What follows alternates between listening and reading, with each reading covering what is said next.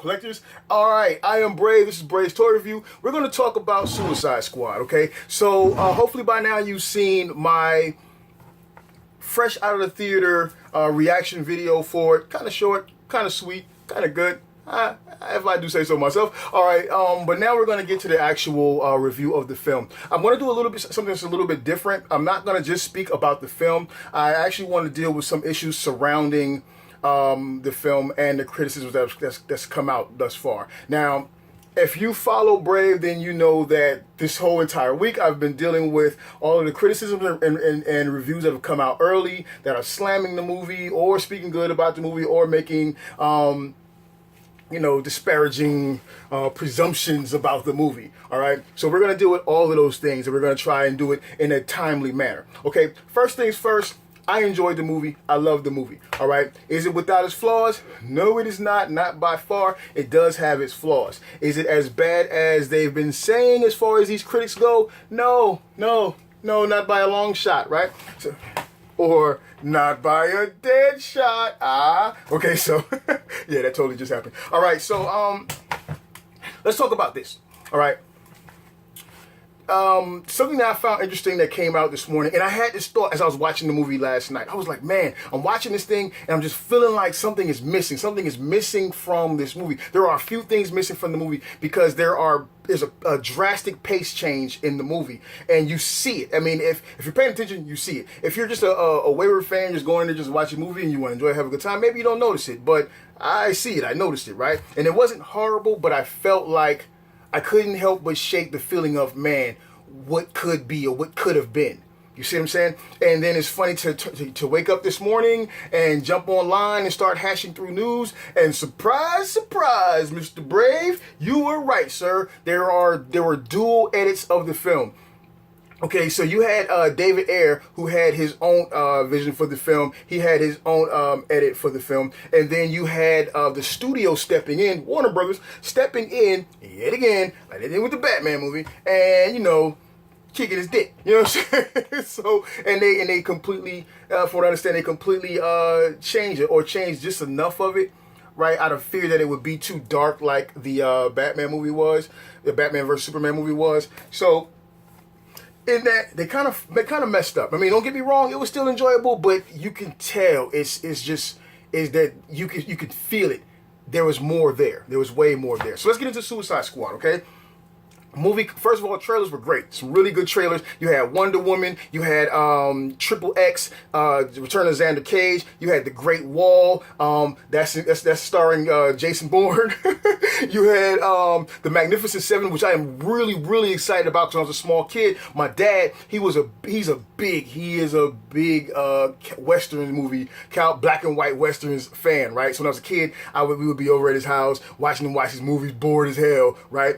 So it was, and Magnificent Seven is one of his favorites, so in turn it's one of my favorites, right? And then you have Why Him, War Dogs, and Dunkirk. All those movies look to be really good. I think I'm leaving one out, but it doesn't matter. Okay, so Suicide Squad comes on. You have the Suicide Squad, the Suicide Squad themed introductory graphics, and it's just really cool. And I love the color, I love the bright colors clashing against the dark grime of the font and the logos and things like that. It's a really great contrast. It really makes it look like sadistically evil, right? And I like it. I like it. And this is an element that carries on throughout the first portion of the film when we go into like the introduction to the some of the main characters in the movie. And I'll say this, and I'll address this.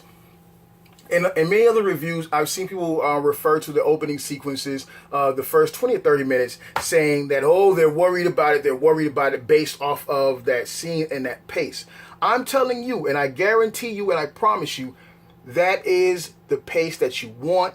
That is the pace that you like. It's chaotic, right? That whole visual animation versus animation, unrealistic sci-fi cartoon world versus real world, just smashed together in a pool of colors and grime.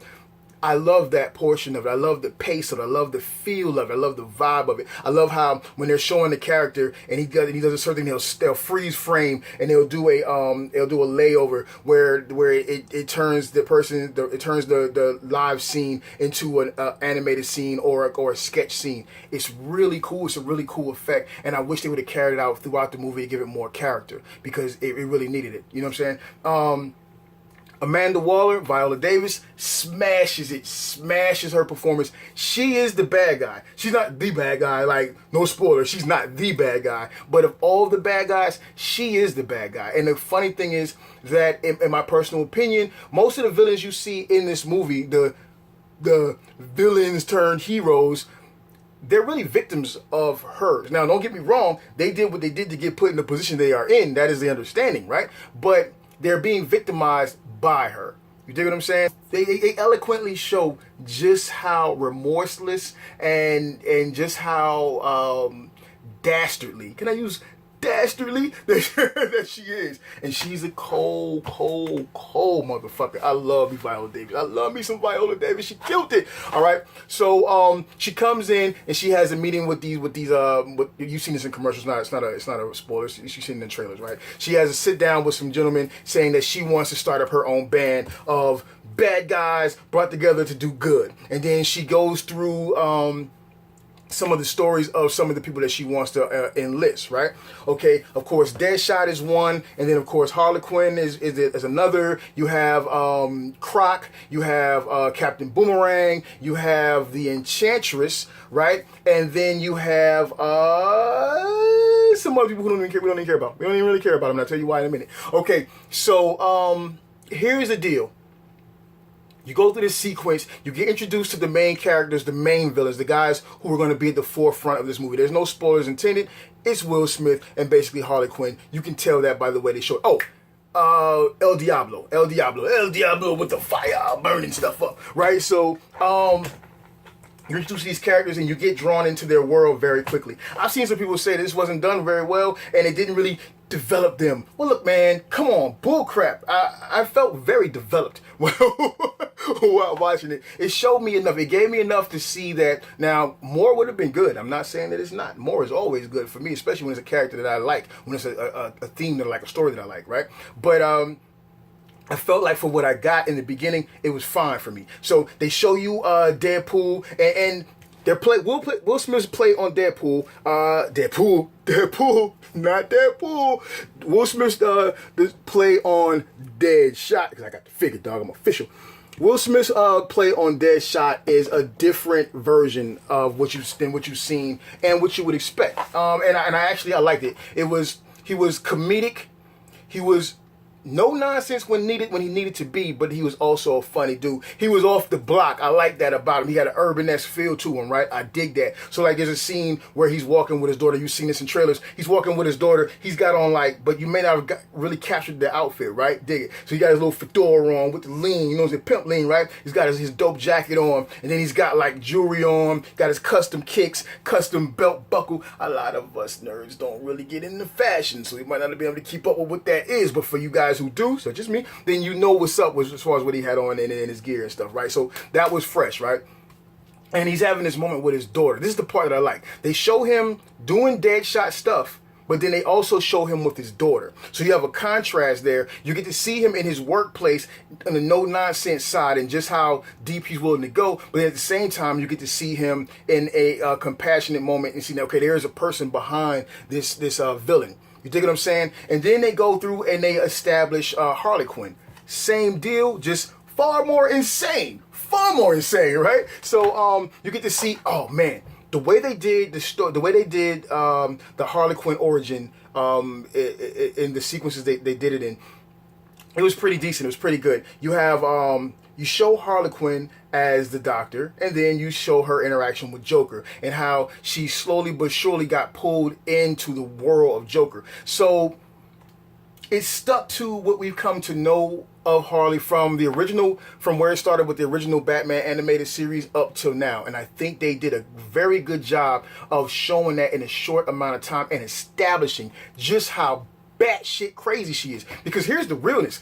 Anyone who knows the comics know and the cartoons and everything. Harley Quinn is on some other shit. Like, the only person Joker's afraid of is Harley, if he's afraid of anything. You dig what I'm saying? She's crazier than Joker. She's all out. It's one, I'm not even gonna ruin for you, but it includes Batman. The scene you saw with Batman chasing him down and stuff like that, where it goes to a different level. And let's just say this is how we're going through the bits of seeing how they end up in Arkham. Okay, and in that point you see just how insane she is. And they also show her in the prison system. They show all these guys in the prison system as well, interacting with the guards and everything like that. So you get that feel of just how grimy life is for them in this max security prison that's been put into a hole and thrown away by Viola Davis, right? So their interaction is really cool. The establishment of that reality is really cool. You get to see that no one's playing any fucking games with these guys. So that's really cool.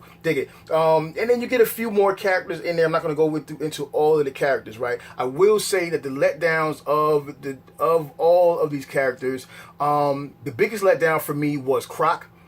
Okay, because while he looked like Croc. Visually, he was Croc. The way they showed him, his movements, swimming in the water, living down in the sewers, he was Croc. The problem is, I don't know if it was just because they couldn't. I don't know. They had to dub it over, but his speaking parts didn't match up with the actual visual perspective. You see what I'm saying? Like the voice, he had this supposedly he was the woaded. He hang out with Lil Wayne. He signed Cash Money, basically. You know what I'm saying? Why? He got that going on, right? And he's from Louisiana or something like that, Baton Rouge or something like that, right? Every now and again he has that accent. Sometimes he don't. Sometimes he has a growl. Sometimes he doesn't. It makes you feel like he doesn't know exactly where he's at. Is he an animal or is he a man? Now that dynamic is cool because when you see what he goes through and then he says something about his situation there in the prison, I won't give that away, but it tells you that in some cases he doesn't know if he's an animal or he's a man. So I understand what they were trying to get across, but they didn't successfully translate that with the character. Not so much the visual effect, not so much his behavior, but the audio. So I think they cut the heart out. They probably cut the heart out with Croc. Joker, let's get to Joker. Jared Leto was on fire. You want so much more Joker. Like I said this in my initial reactions video, I'll say it again. God damn it, give me a Mad Love movie and give it to me now. Put it on the pan, put some butter in it, fry that shit up. No, fuck the butter, put some lard. Give me a big thing of lard. Put it in there, fry it all up, and throw it to the screen. I want to see that. You know what I'm saying? Because, dude, I'm telling you, the relationship between Joker and Harley, the dynamic is intense, and you can feel it. You can feel it. It's not like what you're used to as far as seeing that Joker will sacrifice Harley at any given time. No, this Joker will not sacrifice Harley. He is obsessed with Harley. While Harley is not with him, it's almost like he's missing a part of himself. Jared Leto's portrayal of the Joker is a beautiful combination of Cesar Romero, I would say a bit from the Dark Knight Joker, who we all loved that performance, right? And then I like to say you got a bit of Marilyn Manson in there. It's like this grunge rock satanic feel. You know what I'm saying? I call him the Marilyn Manson Joker, and I'm a Marilyn Manson fan, so it scratched that itch. You dig what I'm saying? So all that mixed into one, you put that into Jared Leto, who's already kind of weird. He's a weird guy. He does some weird stuff, right? And then you throw all that into a mob boss. And that's what Joker is in this one. He's not like just some sadistic motherfucker running around burning shit down who doesn't want to be attached to anything. No, this motherfucker runs crime. He is the man. But all he cares about is Harley. And I dig that. It almost feels as if it's come out now that they cut a lot of Jared Leto's Joker scenes out of the movie, right? And I have the feeling that was done because, one, they are really dark, they are really twisted, right? Two, it's kind of scary. I think they want to try to keep it down low for that PG-13. And three, and this is the biggest thing, and we'll get into this more as we go. I'm trying to keep this short, but I don't think it's going to be short. Three, I think that the Joker Harley dynamic overshadowed the villain.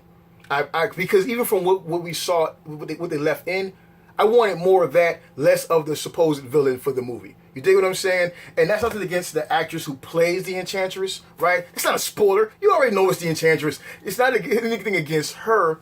And I've heard, like, you know, I've seen interviews where people were saying, or like interviews, articles or whatever, saying that maybe there was so much star power in the movie that the actress really couldn't get her time to shine. Bullshit, because you shine where you shine. I don't think it falls on her. I think it falls on the writing. I think it falls on what the studio did to the movie and why that villain doesn't really have a presence. That whole villain dynamic doesn't have a presence. It's kind of like it's thrown in there. The Joker shit was the real shit, and I'm wondering if, and this is just okay. Let's go somewhere. Let's go somewhere. Let's go somewhere. I'm wondering. I'm gonna just pull him down. There. I'm gonna just pull him down. I'm wondering if they pulled out Mob Boss Joker scenes because it was becoming too much of a Suicide Squad against Joker movie, and they want to put Joker in the upcoming Batman movie.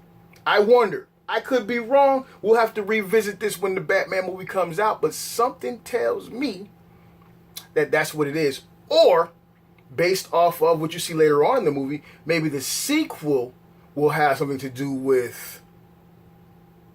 Holy shit. Something just dawned on me. We're going to have to go spoilers. I'm sorry, we're going to have to do it. It won't be a major spoiler. It's going to be towards the... I'll talk about towards the end. Okay? Because I just had a thought. I just had a serious thought. We'll come back to it, though. Okay, so... oh, man, this is big. Okay, so you are getting right now the opportunity to experience Brave, me, this guy, as I come up and I conceptualize. Is that a thing? Conceptualize? Yeah, it is a thing. And as I conceptualize what could be the reality of the future. Those are future fingers. Okay, so dig it. They're all introduced to the viewers, that is us, right? We see them go through this whole process of introducing everybody, and everybody know what they can do. Here's the problem. Here's the thing that falls apart for me. Okay, so supposedly these are all metahumans, but some of these guys ain't got no stinking powers. Captain Boomerang ain't got no stinking powers, unless him being able to throw a boomerang and it come back as his power. It's not really a metahuman thing. However, he was funny as hell. It's a stink stuffed animal. He was funny as hell. I give him that. So he's there more for the comedic feel. Will Smith carries the movie. Margot Robbie carries the movie. Captain Flag does some pressing. It does some squats himself. Viola Davis is the motherfucking man. I'm going to just say that. That's enough for the character critiques for right now. Okay, so we get introduced to these guys, right? We now know what's going on. As soon as we know what's going on, bow, all hell breaks loose, and now we have a villain that we have to deal with. They have a mission, all right? So now we go from being introduced to these guys being pushed on and ready to go wheels up. So they're giving their gear, and now we're going wheels up, all right? To me, that's where the pace change comes in that I was speaking about earlier. There's a lot missing in between that time. You go from scene one, introduction, to bow, oh God, what do you call it? Conflict. I didn't just pause it and go and look it up. I mean, I'm taking these writing classes. Why would I'm in a creative writing and an interactive writing class, storytelling class. Why would I have to pause it and go to Google's? So, okay, cool. Here's what you got. You have character introduction, all right? You get the setting, right? And then you go straight into the conflict, right? The plot is really loose. The plot is just sprinkled throughout there. I'm going to be honest with you. The plot is just kind of sprinkled throughout, but I think they cut the plot out. I think they literally cut the true establishment, the true establishing portion of the plot. I think they cut that out. Because I would assume it's very grimy, it's very dark. And what they did was they reshot certain scenes to add the pieces that they would need so they could like kind of crawl over and say, okay, we gave you this portion of it, right? And you can tell. When you get there, you'll be able to see it for yourself, right? So you go from introduction to getting the mission, and now we're going, bow, we're slammed right into the mission, and we're now on track with the mission. And,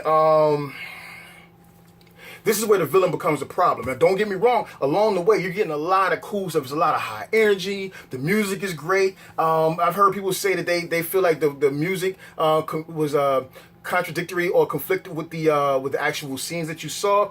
That's true in very few cases. It's mainly because, and I think again it's attributed to things being cut out and then trying to make other things jive together. You dig what I'm saying? But the music was actually pretty cool. I can't remember a segment where I'm sitting like, this music is bullshit. Yeah, because I'm not sitting there trying to pick the movie apart. I'm enjoying it. You're wondering why you're watching this. You're watching this because you're looking for someone to give you an opinion of the movie who wasn't trying to tear it apart. I'm not trying to tear it apart. I'm just giving you the honest truth while I enjoyed it. Okay. So we're in the movie, we're in the conflict, we're on the mission, we're going, we're traveling. The villain and the villain's henchmen are introduced. The villain's henchmen are more of a problem than the villain. You know what I'm saying? The villain's henchmen embody at their core what you needed from henchmen, but because of the spin that's put on them due to the villain's selection, it doesn't jive. It doesn't jive, right? What you needed was more of a you needed a villain in this movie that wasn't so all powerful, because this villain is all powerful. So when you have the Suicide Squad who have power, some of these guys have power, but for the most part, the only one who really has like obliterating power, like some like major big shit, is fucking the fire dude, the Human Torch. Not the Human Torch. You dig what I'm saying? El Diablo. He's the only real one. You see what I'm saying? The rest of them, they have abilities and shit. They have skills and all that. So what you deal with is a firefight, and then for the most part, you see El Diablo kind of falling back. Right? He falls back for a purpose. For his own specific needs and reasons, but in the movie, the purpose that it serves for the story development, I'm going to go ahead and throw this out there, is because he can obliterate all these bad guys in one fell swoop, and at one point you actually will see him obliterate all these bad guys in one fell swoop, right? So that's that. All right. So you're given the mission. They're on the mission. They're traveling through. They're fighting. They're coming up with these zombies, as they've been called, right? They're knocking them out. And you get some really cool scenes. It's really cool fight scenes, and that's straight. I enjoyed that. You get to see a lot of Harley's ass. So it's a lot. Harley Quinn knocked that voice out. She killed it. The accent, the New York accent or whatever, the South Bastion, or whatever it is, she killed it. It kind of reminds me of the character from Orange is the New Black, the little short, dark-haired Italian chick. Oh, she's so cute. She's got the voice, and she kind of just talks like this. That's how Harley was talking in the movie. She had it. So any worries about that, don't worry about it. She does it, right? So you get a lot of that. As far as moments with character interaction, you get some bits of that. Like, these guys are there for each other. They're not so bad that they can't be there for each other. And I think that you got some scenes that were cut out that established that more. So you may find yourself, anyone else who's a reviewer or a critiquer who's watching mines, you might say, well, I didn't feel like that, I didn't see that. It's probably because they cut it out, homie. But if you look at what you got, and then you look at the opening scenes, I'm kind of jumping around, but don't worry about it. I do that all the time, right? If you watch me, you know I do this shit all the time. So the opening scenes were meant to not only give you the character and introduce you to the character, it was also meant to establish the character, right? And not just as a bad guy. This is the part I got to keep stressing to you, because there have been people who said that and I've said this in criticism of them, there have been people who said, this character wouldn't do that. Not that kind of bad guy. He's not going to do that shit. And then you got other people that say, like, they spend this whole time trying to make you think they're so evil, and then turn around and they're heroes. Well, in all actuality, if you paid attention to the opening scenes, you see, as I explained with Will Smith and the Deadshot Smith, as I explained with him, you see him do his work, but then you also see him as a human being too. You see that? You know what I'm saying? You feel me? So they didn't establish him as this horrible, horrific guy. He's even telling jokes in the beginning. Harley's telling jokes in the beginning. Even when she's getting beat down, hurt, and tortured, he's telling jokes in the beginning. Fucking El Diablo. The reason he's even in there is a sentimental thing. You see what I'm saying? So all these people are broken. They're bad guys, but they're also broken. So when you see them do heroic things later on that you would think are against that character, they're not in this universe, not for these villains. They're not against their character. Plus, they're bad guys who become heroes. In order to be a hero, you have to do something heroic. You understand what I'm saying? So they have to do something heroic. You can't have them not save each other. What kind of crap is that? Now, how they go about doing some of it is is just a little bit shaky. I'm not gonna lie. But it's a fantasy adventure movie based on comic books. It's supposed to be campy in certain places. A lot of the campiness I could accept. Some of the campiness I was like, no.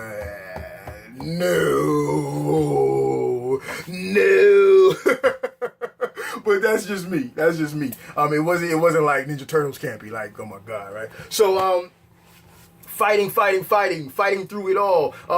Harley's trying to get to Joker. I'm just gonna lay it out there. You obviously know Harley's trying to get to Joker. Joker keeps reappearing, right? Wherever Joker appears, the crowd goes, wow, we all want more Mr. J. We want him, right? You fast forward past that, right? You have a moment where the team has to come to terms. Well, bring it back. First of all, the team is duped into something that's not wholly true, which is the essence of what the Suicide Squad goes through all the time anyways. They never have all the information. They're always being lied to. You can see that on Assault on Arkham. Kill! So, that's me top hatting, baby. So, they find something out tonight. They find that the mission they were on was really BS. And then you start seeing certain things, and I'm trying not to spoil it. So I'm sorry if I'm speaking in parables, but I'm trying not to spoil it, right? You see certain things, and you see this, and then you see them, and then you see this person, and then you see them. So then when they finally get to their designated spot, the actual purpose of the mission, right? You're like, oh snaps. And at that point, son, that's when Viola Davis, Amanda Waller show you just how gangster she could get. Like, on the real, she needs some of those tears tattooed on her face. She probably wouldn't have much regular skin on this side because she would have tears tattooed all over her shit. I'm telling you, she's a cold motherfucker. She gets down. She is with the shits. I'm telling you, Amanda Waller in this shit is a Chirac savage. I'm telling you, son, she's smoking on the packs, all right? So, hey, big ups DJ Academics. So, you get a real taste for Amanda Waller, and at the same time, up to this point and beyond this point, you get a real taste for just how human some of these villains are. So, and they're surpassing your expectations of them. They're surpassing the expectations of the Special Forces team led by Captain Flag that they're traveling with. And I dug that. I love that. It could have been a little more dramatic, a little more serious, a little less hokey, but I still enjoyed it. The team finds out that there's been some information that's been kept from them, even more so than they just found out, right? And then it's like this whole conflict, and everyone kind of just feels like let down by the whole thing. I'm not sure why, because, why? But because they cut that shit out. They took it out, right? But the team has a moment together. You've seen the trailers. This is the bar scene, right? They have a moment together. But you get in this bar scene, you get an insight into these characters more so than you had, especially into one specific character. So the development is all throughout the movie, and I dig that. I really dig that. You see a side of Harley because of something that happens to her. I'm not going to give it away. Involving Jay, right? Involving Mr. J. You see a part of her where that little mask she wears, that tough girl mask that she wears, is kind of fractured for a moment. It's kind of cracked, and you can kind of see through it. So that's pretty dope. That's pretty dope. And you get some bits from Deadshot that are pretty dope. You dig what I'm saying? So, we go to this phase where everybody is down and everybody's like, oh man, everybody's like, oh man, oh man. And then Will Smith, being the Independence Day Deadshot that he is, you know what I'm saying? He decides to stand up and do something. And they all come about and they all go make that move. I like how they became a unit. They do become a unit. If that's a spoiler, fuck it. I'm saying it. They do become a unit. I dig that. I dig that a lot. So now they go on towards the mission. Yet again, the pace of the movie is so quick. I wanted to slow it down. If this was a 3-hour movie before editing, or at the end of the director's editing, before the studio edited further, I would have preferred to get at 3 hours. And I don't understand. Well, I'll go into that later. No, I'm going to say it. I don't understand why the studio keeps fucking around, fucking up the movies, dog. Why? Stop doing it, man. Smarten up, Nas. So, that's a hip-hop thing. If you don't know nothing about, hip-hop, check out back when Jay-Z was dissing Nas. Sidebar. Okay, so, we get to the main villain, who, again, is so powerful, yet her power doesn't allow her to take these guys out. And because you're happy about the characters, you're involved in it, you want to be involved in it, and you want to see them do good, but you want to see them suffer as well, right? And but the problem is, because the villain is so all-powerful, if she does what she's capable of doing, it would obliterate them. Movie's fucking over. You dig what I'm saying? So I think what you're facing at this point is that choice of the studio or producers or whatever that want to have something that's like spectacular to the eye, right? It's going to look good in special effects, which is an all-powerful villain, right? Versus what makes sense for the story to jive, to flow correctly, for the fight scenes to make sense. And that's where you kind of lose. Now, they look cool, don't get me wrong. All the coolness is there. The stop motion, the flips, the near misses, all that stuff looks cool. It's cool, but you know, you're sitting there and you're like, nah. And then you can also see in there where there were a few edits as well. It's like some real hard cuts in there, man. And the only thing only reason why I find, or the only thing that makes me feel good about it is knowing that, or hoping that later on we'll get those on the Blu-ray. Seems what we got with the BVS Ultimate Edition, right? So yeah, they go fight the villain. They go do some bullshit with the villain. Then the villain's done. You know what I'm saying? The villain's done. But the cool thing about it is the movie doesn't end there. It goes on beyond that. And then, of course, there is a Easter egg. Now, DC is catching on to this whole multi-universe thing. You dig what I'm saying? So, the Easter egg thing, it was just a little rusty. They gotta work those muscles out. They gotta do some push-ups, you know what I'm saying? Some curls, some jerks, some, you know what I'm saying? Relax that bit a little bit. But they'll get there.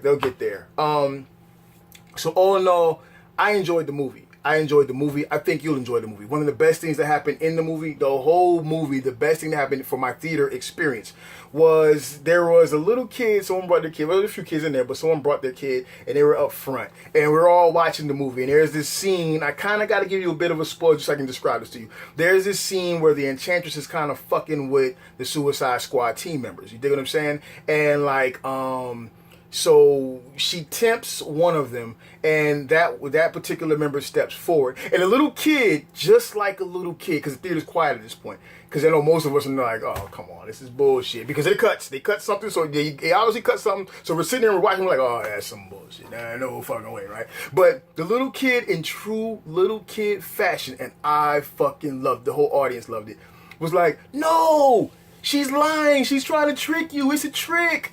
And you know what I'm saying? And the crowd in the theater just starts cracking up, laughing and clapping for the little kid. And he's a little kid. I mean, yeah, everybody's laughing. He's probably thinking they're laughing at the movie or something like that. He doesn't realize they're laughing at him for being an innocent kid and experiencing the movie in the way that we would have experienced it as kids watching it. You dig what I'm saying? So, and that went on for a few minutes, and everybody just fell in love with this little kid. It was so awesome. For me, that made the whole experience worth it. And let's talk about something else for a moment. When I go into these movies, especially these kind of movies, all right, like these sci-fi movies that appeal to my inner kid, right? I'm looking for that.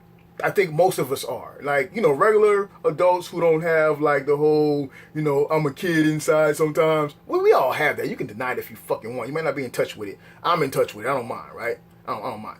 I'm secure with my shit. You know what I'm saying? So, you look for that. You look for that feeling. You want to recapture that fantasy, that ability just to just be a part of this world without any criticisms, without any negative outlooks. You're just experiencing it. And that kid at that moment, through him, he brought that out for all of us. If you had not been already at that moment, he brought it out of everyone in the theater. And you could just feel it in the theater because everyone lightened up. Everyone lightened up and they went back to enjoying the movie because that cut was a hard cut. Like, believe me, you, me, that was a hard cut. You dig what I'm saying? So that kid, for this viewing, he might have saved it, as a matter of fact. Okay, having said all that, what do I think about some of the cuts? I've already told you they were hard, but hopefully we'll get them back.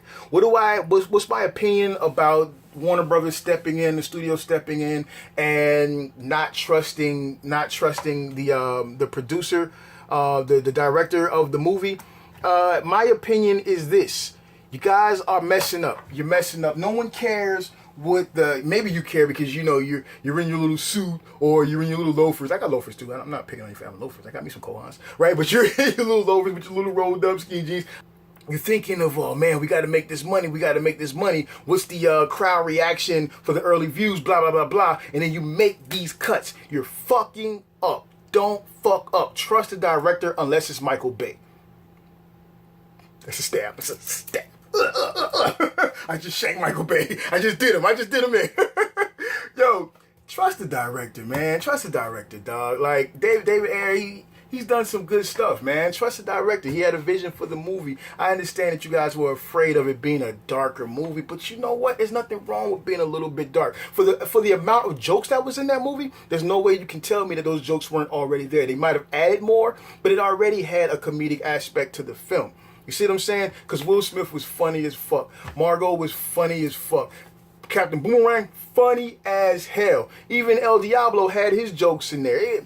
It had the comedy there. It had it there.